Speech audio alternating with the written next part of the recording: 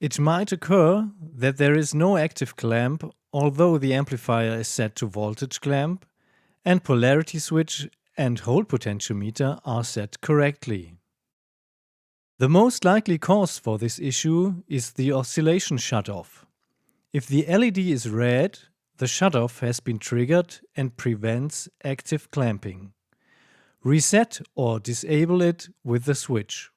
The LED will then light up in green.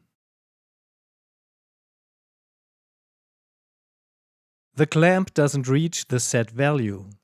In this example, only 42 mV instead of 50 mV. Make sure to run the amplifier in integration mode. This will correct voltage clamp errors. For beginners, the scaling of the hold potentiometer might be confusing.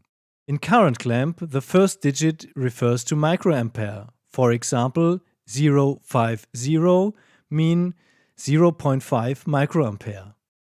In voltage clamp, the digits transfer directly to millivolt.